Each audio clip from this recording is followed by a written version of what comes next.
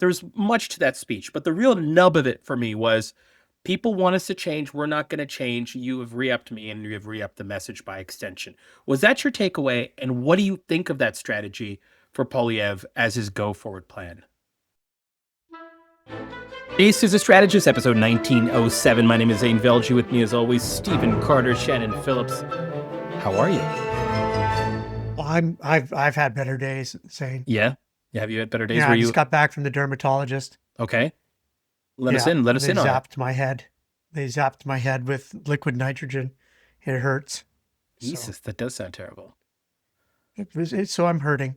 So if I don't sound as smart as Shannon today, it's because my brain has been under attack. What if we don't access your brain today and access your heart? Access That's another. good. Yeah, Let's do okay. that. Your rage. Yeah. Is rage your brain-based Heart thing? is fine. Okay. My rage is there. Okay. I've got rage, but Shannon doesn't like it when I bring the rage. She said, calm down, you fucking lunatic, the last time I lost it. That sounds like Shannon to me. It does sound like Shannon. Yeah, it does. Well, now I'm just going to recommend a really good SPF, a good sunscreen for your overly exposed forehead. It's So tricky the because there's just dermatologist visits will be better. the smallest amount of hair there, and if you put too much it's tricky. It's tricky. Ow! Shouldn't You need scratch one it. of those Carter is for sale hats I have lots of for those hats. sunny days. Yeah, thank you. Mhm. and Thank in you. one way or another, they all say Carter is for sale. Okay. Exactly. Some of them They more all say the same explicitly, thing. others stylistically. Being like, Did you wow, guys go to the convention this weekend? Did you? oh yeah, was it okay. the, Let's do it. conservative Let's just convention? access your rage, Stephen Carter. The convention was had in Calgary for the Conservatives. Pierre Poilievre gets just sub 88%, besting Stephen Harper's 84% from 2005, the last time a Conservative leader had to have one of these. Carter, the speech was did. The people were excited. Pierre Poilievre effectively said, there are too many of them out there, these people who want us to abandon our conservative principles. His own convenient, poetic way of saying, fuck you, I'm not changing. That is my takeaway. Stephen Carter, was that your takeaway? And I want to very quickly, before we jump into the majority of this episode, which I want to spend on separatism related to this conservative convention, tell me what you thought of Pierre Poilievre and his tact there to ultimately say you have re-upped the messenger. Oh, and by the way, you've also re-upped the message, just so if there was any illusions, you've also re-upped the message that you got prior to this. I mean, our friend Katie Merrifield helped Pierre Poilievre run his leadership race, and we thought, man, he's going to have to pivot back. He's going to have to pivot back to the center if he's going to have any chance of winning. And Katie said to us, no, he's not going to pivot back. This is who he is, and this is what he wants to do. He's not going to pivot. And we said, that's an interesting strategy. And then he rocketed up in the polls and didn't pivot and looked fantastic against Trudeau. And we got his looked like ass the handed ones to that were him. wrong. Yeah, in that. Yeah. Yeah. Then he lost. He dropped 20 points or whatever the numbers were and wound up coming in a second place. And looks like he's still in second place.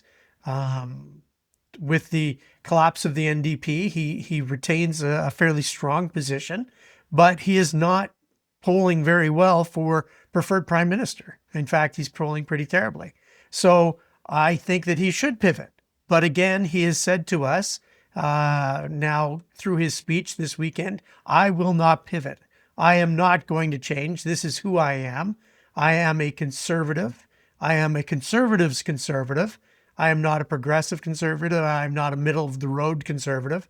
And it's, I think it was well received in the audience. The audience, the people who went were the conservatives. The people who were in the room, those were the conservatives, and they decided that they quite like him. So, Danielle Smith got a rousing review as well. I mean, I think that the conservatives were in the room, and the Danielle Smith, Pierre Poilievre style of conservatism is going to continue to be very strong.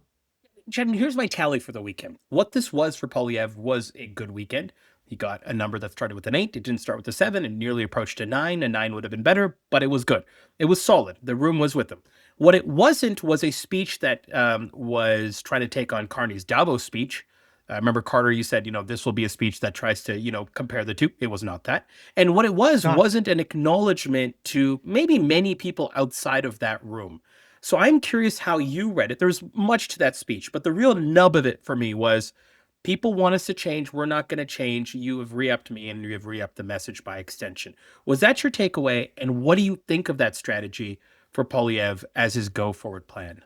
There is no question that the message in Mr. Poilievre's speech was actually contained within a line in it, where he had some kind of flippant line about the best part of being conservative is people come to realize that we're right all along.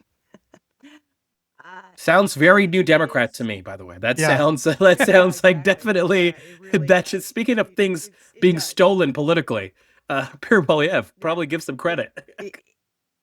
Just like we're gonna lose, but we're gonna be right. Yay! That no, this is a speech that in the first couple of graphs busted out with a shout out to the convoy. Yeah. He had it had it all. For Poilievre, like he had, stupid lines like things should be dirt cheap because we have the most dirt, just idiotic takes Yeah. that he thinks are obviously interesting and funny. That's why it gets in there. He has a decent defense offer, but he has to wrap it up. And we're not going to have warrior culture, or we're going to have warrior culture. We're not going to have a woke military, right? So he's like going full Pete Hegseth there. Sounds like a yuts. He links the nativism of Alberta and Quebec separatists together, and then goes straight into a discussion of immigration. And he has to throw in New World Order in reference to China as he's talking about a pipeline to the Pacific. Like, where the fuck do you think that oil's going, bro? Like, it's just, the pipeline that you have such a hard on for. Where do you think it's going? It's going to China. Like, it's just, it's so it's all rhetoric. mind-bogglingly stupid. No, there certainly were a few like this guy's a dumb fuck moments for sure. Like he should have made that speech shorter rather than longer. I'll get to form in a second, but keep going, Shannon. Yeah, well, I mean, he repeated himself at least 2 or 3 times in Absolutely. Canada Sovereignty Act, but like, so no, this was a speech that essentially said to Canadians, it's your fault for not voting for me last time, not mine. And I'm not interested in any more picking through the entrails of the 2025 election. We're not going to think critically about it at all. We're going to keep doing the same thing over and over again.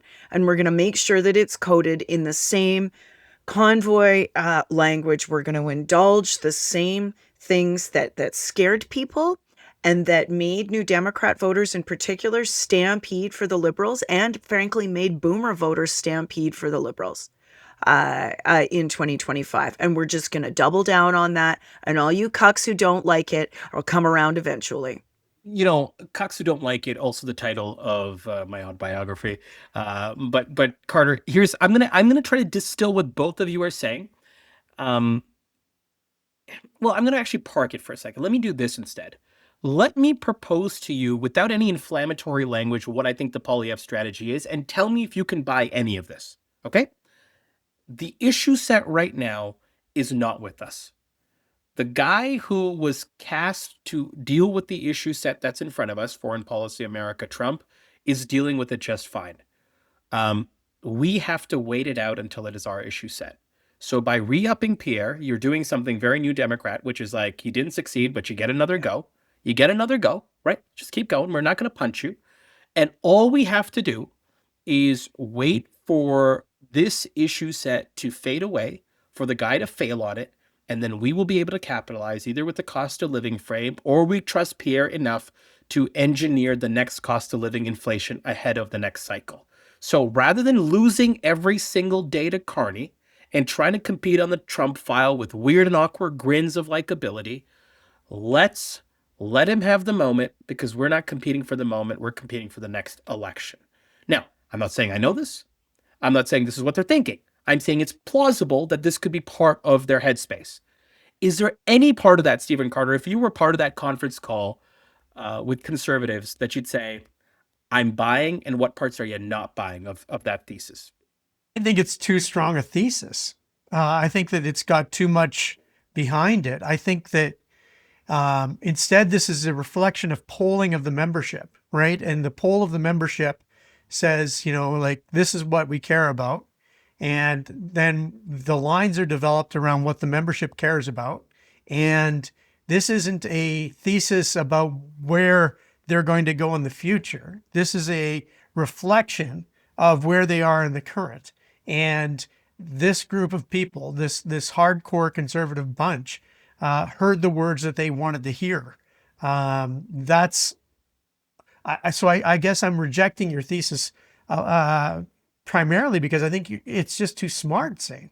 I think that this was just a reflection of the negativity, the Trumpism, the 20% of Albertans that want separation were at that meeting, right? The 20% of there were no I'll give Quebec that to you. progressive conservatives. Let me give that to you, okay? So let me give you that fact that okay, this is too smart for conservatives. Okay. Let's say deliberately or not, this is where they end up. I'm really curious to get your analysis on this. That, like, is it viable for Poilievre to collaborate with Carney, look supportive when he needs to, let Carney steal the spotlight and the shine on issues that he was essentially cast for, and then you are in the background toiling away and trying to make this issue set yours rather than competing on this turf, which is squarely belonging to one guy? Like, is there a there? Whether they thought about it or not is what I'm curious about. Is there any, like, either strategic or tactical value to where they might end up here? I think there's probably strategic value to it where they end up. They may have to take a little bit of time to figure out where they actually need to stand. There's always a question when you're doing politics, and that is, do you want to take the policy to where the people are, or do you want to bring the people to where the policy is? And Pierre Poilievre just signaled, we're going to bring the people to where the policy is. And I think that that's going to be a real uphill climb for him. And that's the strategy that's been articulated, not the strategy of we're going to wait this out. It's the strategy of we're going to bring these people on board with us. And you could see that there might be, just Shannon, to your point, ignoring boomers, saying, fuck boomers. We've got young people, right? And when anecdotally what you saw in that room was a shit ton of young, predominantly men, but you saw young people in a way that maybe you haven't seen in a few conventions, regardless of party stripe. I'm curious to get your thought on this thesis that I've just thrown out there, which is Poilievre just waiting out this issue set and engineering his own and saying, only until we can win this thing on our own terms do we win. Fuck this sort of trying to compete day to day on a file we don't have any standing on or even really any credibility on. We're always going to be second fiddle on that front. I think your thesis is strong, and it's probably what they're doing, and it is actually quite smart.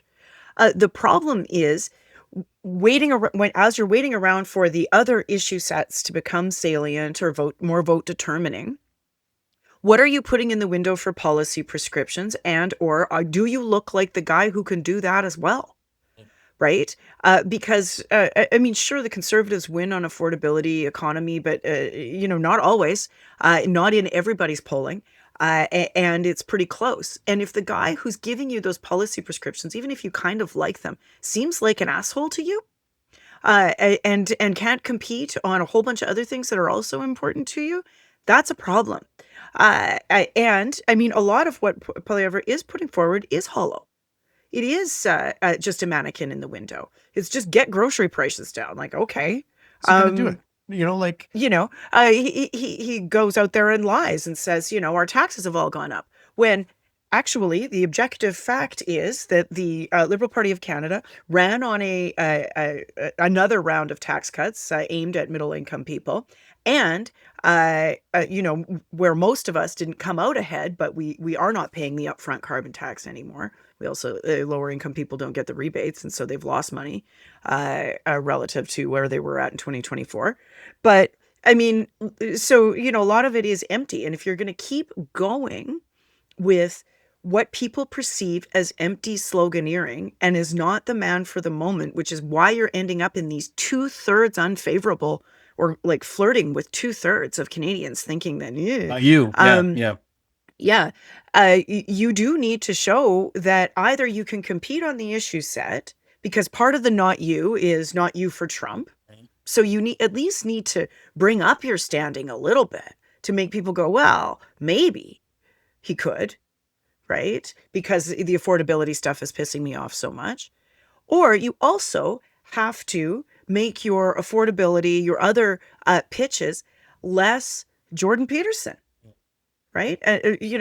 People do want to talk about defense and Canadian sovereignty. I'm not so super sure they want to hear you sound like Pete Hegseth rambling on about a warrior culture while you're doing it. Carter? I'm intrigued by this whole thing. I'm trying to think of what is it, obviously we're not the target audience, right? We're No. well outside the target audience.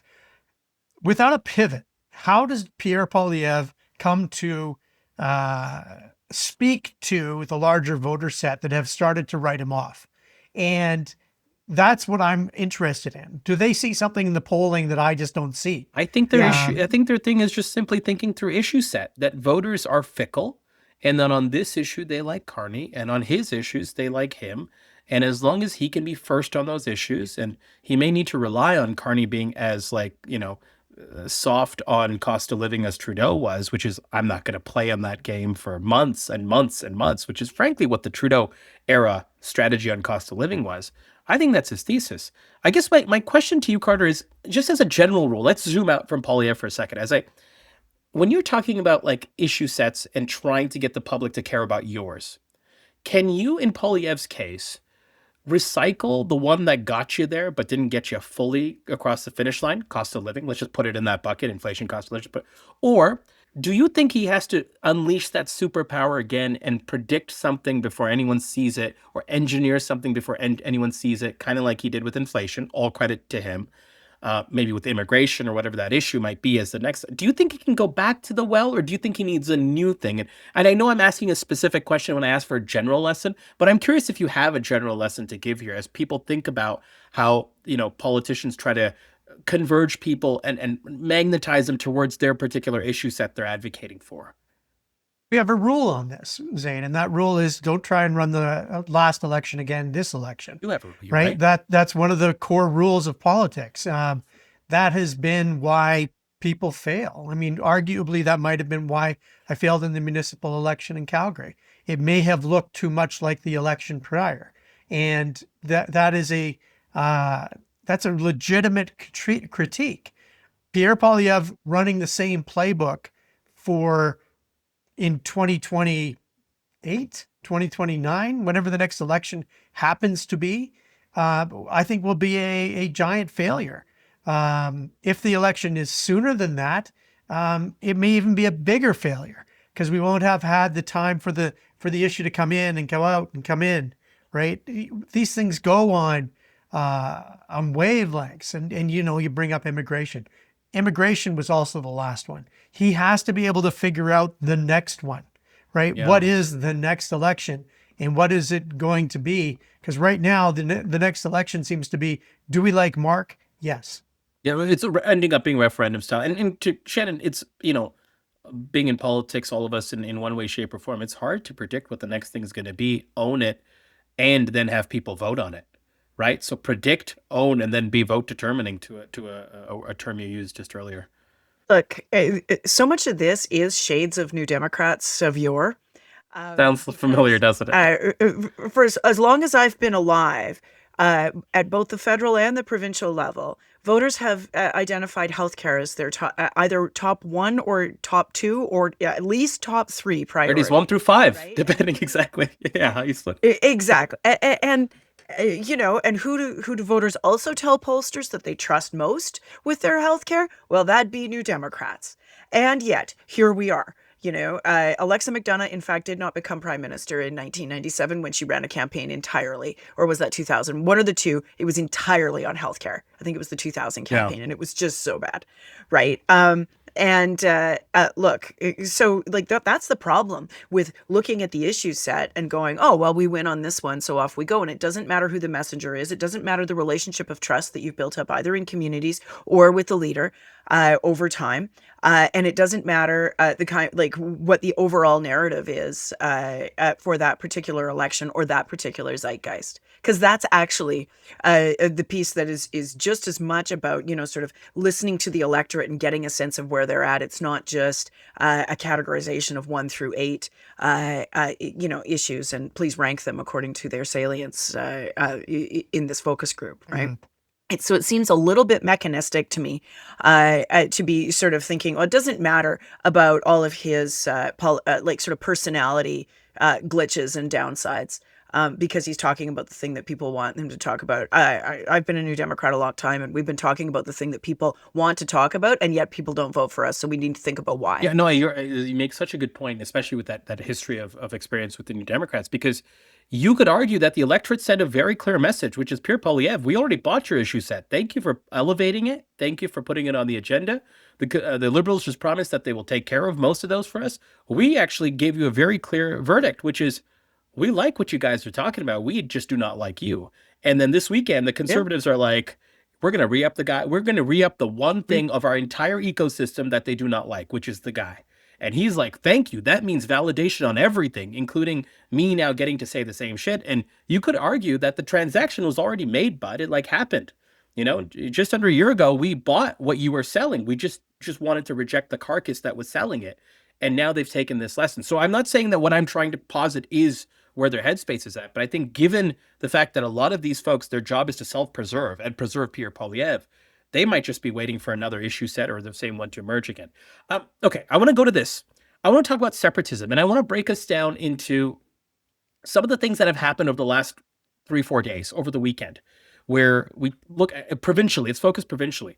Danielle Smith is now on the record, thanks to some comments that she gave at the convention, once again repeating the release valve line, that the separatist referendum is a release valve, saying that she doesn't really want to police her MLAs for signing the referendum. She doesn't know, she hasn't audited, she doesn't whatever, like doesn't really have any sort of claim to that. So those two things are new, especially after the reporting came out from the Financial Times, as we discussed on our Patreon episode, that said that the separatists had met with the American State Department and that they had acknowledged that MLAs from Danielle Smith's caucus were on it. So Danielle Smith's now come out saying she doesn't want to demonize the 30% of Albertans. This is Justin Trudeau's fault.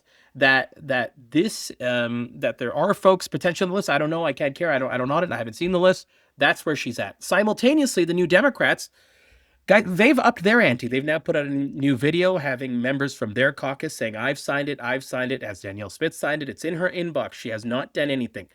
Separation is a distraction. Separatism, it won't get hospitals built. It won't get roads built. It won't get schools built, etc. Why is she not signing it? And then they name specific ministers not signing it. I want to do two things.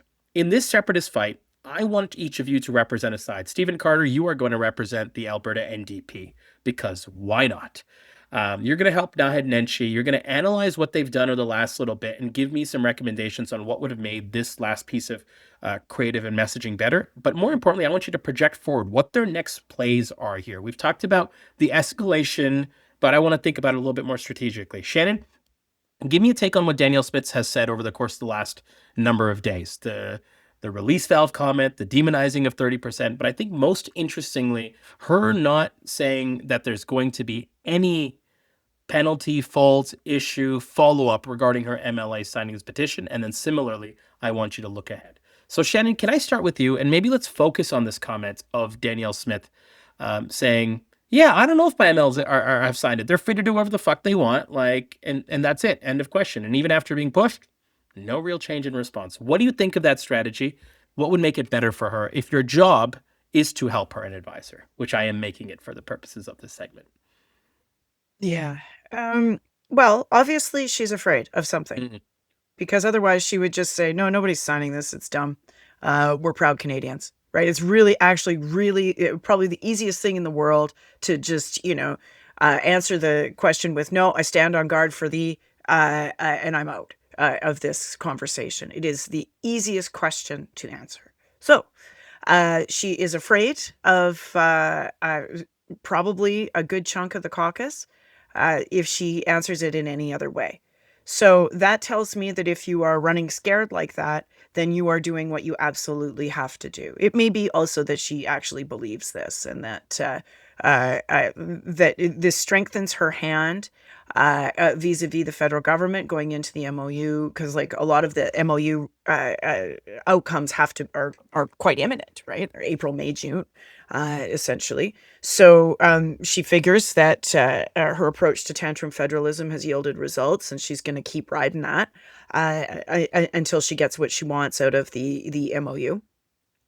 both in terms of effective carbon price and what comes out of the electricity regulations, because I think those are pretty important to some of the vested interests that she listens to a lot. And so I think what I would do, the only tweak I would give her is I would maybe roll out someone else. This is not in the Premier's office's Premier's office DNA to roll out other ministers. But if there are any with spine, which is a tall order, I mean, have you seen these people? I would roll out one or two to stand on guard for thee. You know, if it's not her, then it's just some, you know, maybe some offhanded remarks or in their writings or that kind of thing, or Facebook statements that are, you know, no, I'm a proud Canadian, and I will not be signing this separatist thing. I mean, that might be, if we had an actual functioning media, it would be the opening of the door to everyone chasing down everyone else. But we don't have an actually functioning media, and there is no capacity to do that. So it might just help out, like in Calgary and places like that, if the thing really starts to, if the tires really start to bite in the snow. You may have answered it with your last statement, but I want to clarify. How do you think this helps Smith? If she has a few people saying I'm Canadian, doesn't that just like open the floodgates of like having people launch websites and being like, we're doing an audit, here's the response we received thus far, putting money, like, you know, even if it's not the media. Not if it's only one or two. And I think they have the luxury of staying pretty quiet. Just What benefit does it give them? Well, it gives them a benefit of, like, I would be a little bit twitchy on what is going on in Calgary on this. And going too far in Fair. to separatism, either up in the Northeast and in, you know, like kind of Calgary, Fort, like whatever the those Northeast ridings, you know, Fort, or like Fort, all of those, and even some of the ones that they could potentially either take back or fight over, depending on how the redistribution happens down in the Southwest. I would be a little bit twitchy about Top that. line, you don't have any issues with, I mean, for the role you're playing here, you don't have any issues with Smith saying, fuck it, I haven't seen the list, or, you know, I'm not going to penalize people, whatever. Just like water off her back sort of thing. Well, because because of the state of the media environment, she's not going to have to take questions every day on it, right? 20 years ago, you could not get away with this shit. People would hound you to the ends of the earth. 5 years ago, you could probably make the same argument, but point taken.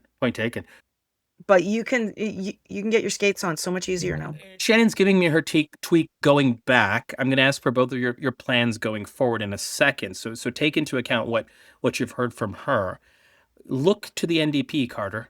They've started the petition, you know, strategically timed when the FT sort of leak came out, and they have that now. They're signing it. They made their own reels and videos trying to let everyone know they've started this initiative, the simple one-pager. We're signing it. It's so fucking easy. Why can't everyone do it?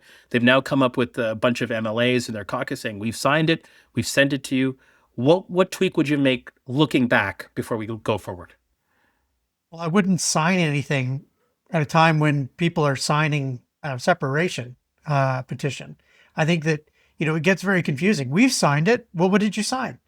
We've signed the Stay in Canada petition statement. We haven't signed the Leave Canada statement, right?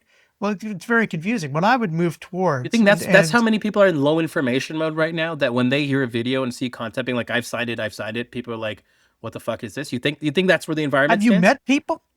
Have you met people? I mean, I think there's people standing in line to sign the separation agreement. That's true. Or the separation one that don't understand. Point taken. I think it's an interesting point. I never crossed my mind, which is why I think it's an interesting point to raise. Okay, so that's one tweak. Keep going.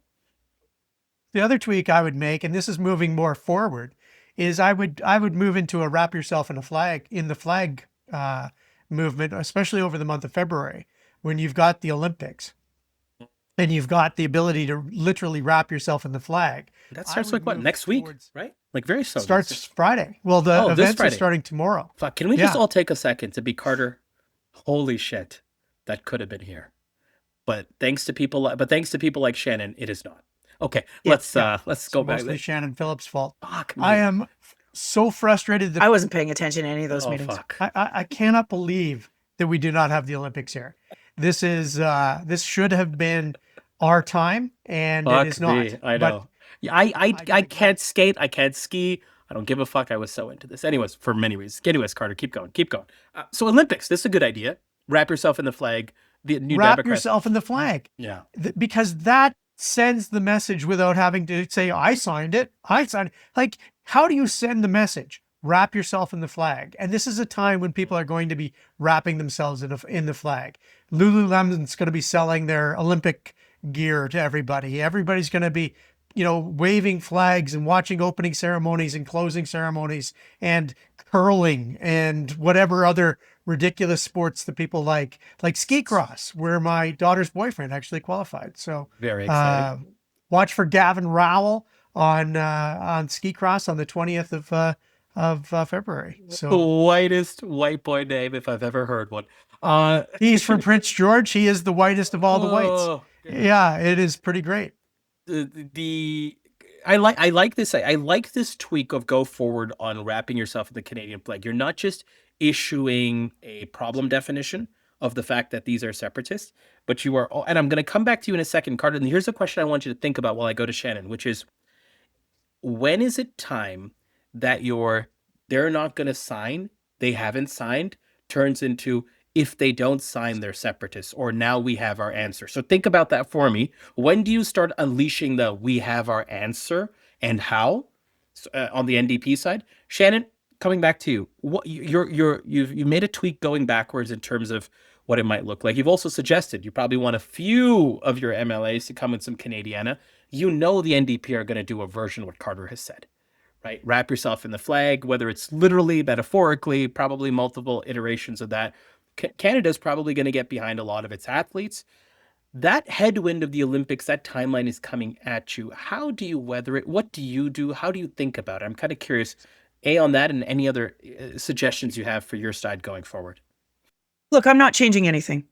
You really aren't at all. No, I'm not changing anything. The polls haven't changed really since September of 2024 at all. And so as a result, because there was like a bit of an initial bump, but other than that, the overall horse race has remained the same. There's been some noise with some pollsters, but in general, particularly the stuff that, I think conservatives are more likely to look at, it's not telling them a whole lot of change. And so I'm just going with exactly what I have been doing on this topic, because it seems to be hitting the right place for conservative voters and people who are likely to vote conservative. Carter, Shannon's not changing. Let's say that's the tack that the UCP take. How are you thinking about this? And come back to the question I wanted you to think about, which is, when are you unleashing and making it clear this side is separatist? And is that your ultimate trump card, or is that actually a trap for you? Because I could see that two ways, right? It could be your trump card because you could add clarity. You have now proof that suggests they haven't done it. You have months that go by, weeks that go by where they haven't offered any comment on it. It is now clear. It can also seem, even though it may not align with the evidence, a bridge too far for many people, especially low information voters, as we were just chatting about on the concept of sign it. So two things. If Shannon's not doing anything, what are you doing? And then how are you introducing the fact that if they haven't signed it, they're separatists, or are you not flirting with that at all? Flirting with it right away. I actually liked Nahed's statement on the weekend that this is the party of separation. The UCP is the party of separation. And how do we know that? Well, Danielle Smith's not stopping her MLAs from signing it. That means that she's got MLAs that are signing it. She's admitting it. The organizers are admitting it. There are when the PQ and the Bloc Québécois are advocating separation, the other parties come together to advocate against separation, because you're either for it or you're against it. And what Danielle Smith has said is she's for it, because she can't say that she's against it. And that is a foundational difference between the NDP and the UCP, and it needs to be exploited.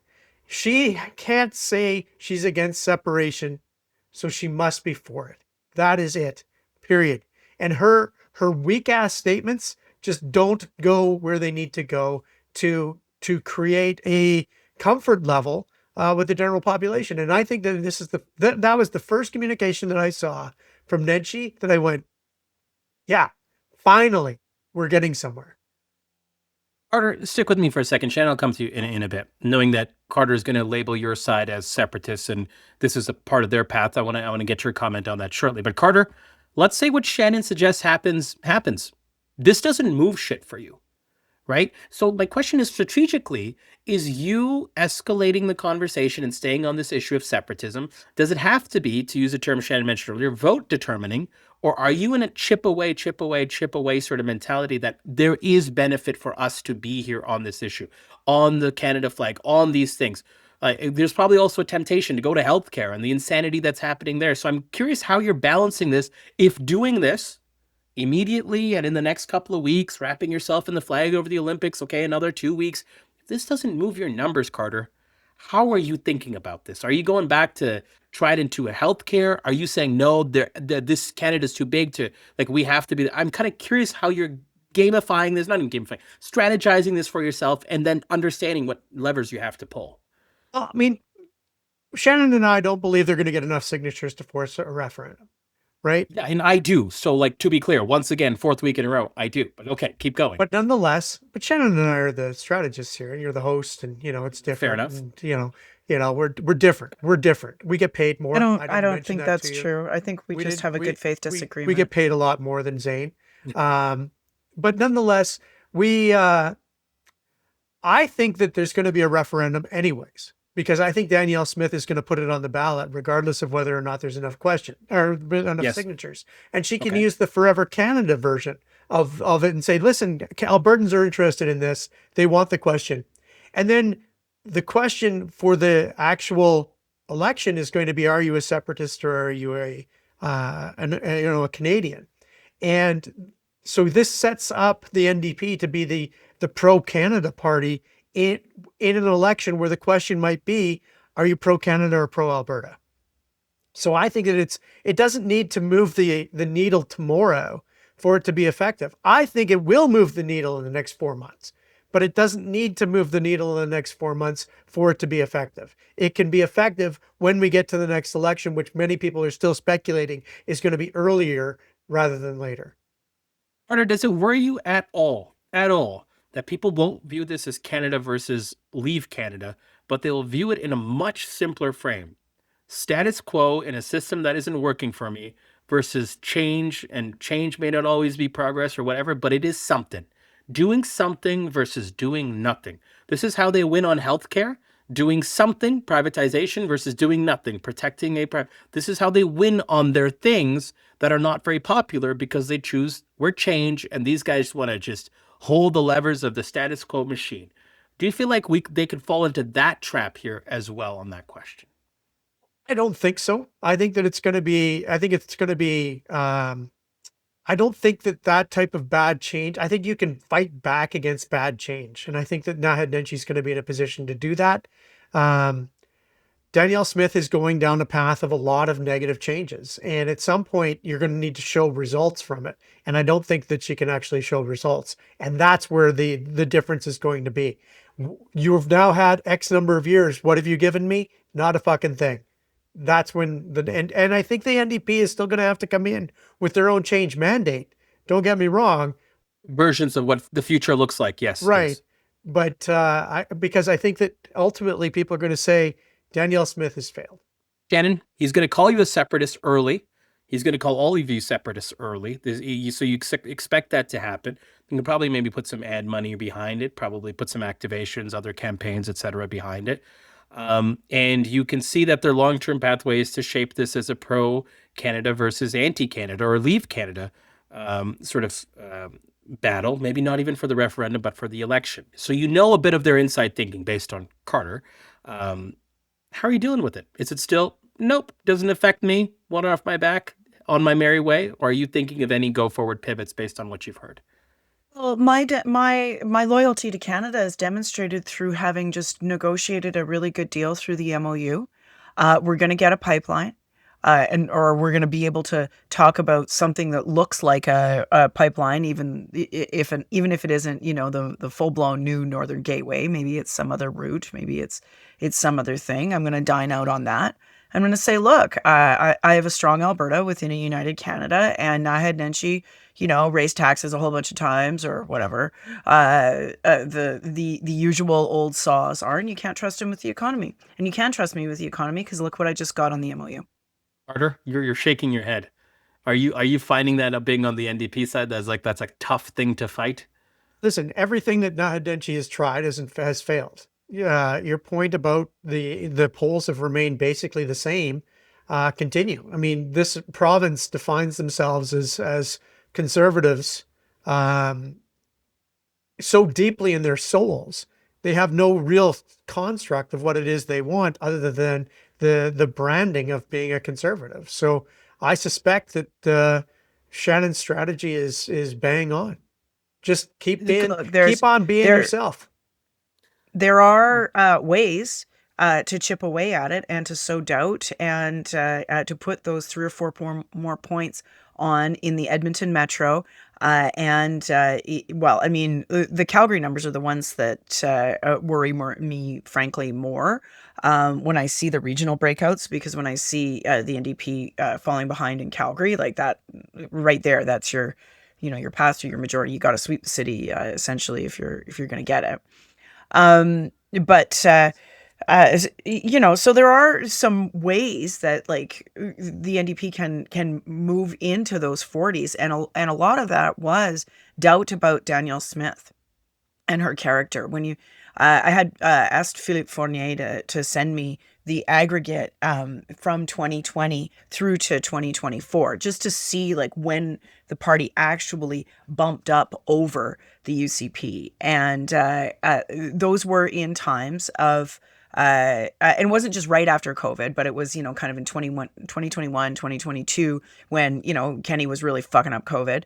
And then when Danielle Smith came in, and some of those moments of really questioning her character and motivations, it was then.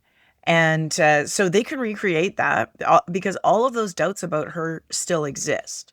It hasn't. But I think that it doesn't happen in kind of the old way.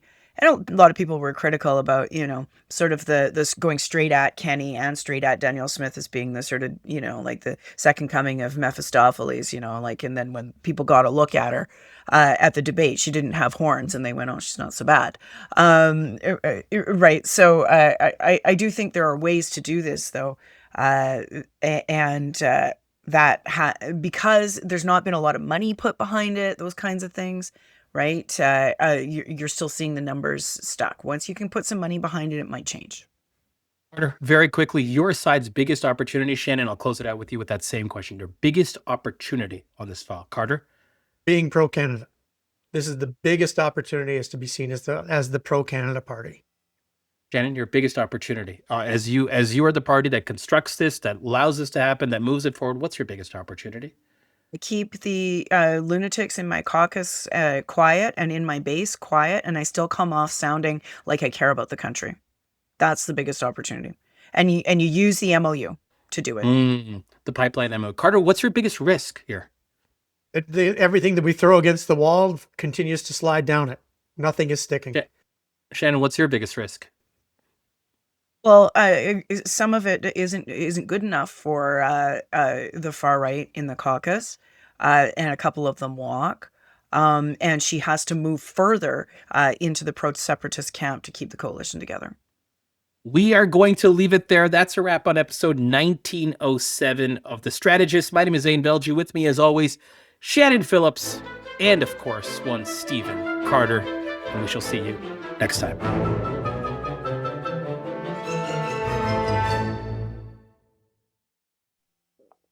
08? 7. 07? 07? Yeah. Hang on. Are you sure? Let me check. Are you sure? I think Carter might be right. Yeah, I'm right. Because we just did a Patreon, right? Oh my gosh. 1907. 1907. Here, let me just stop recording for a second.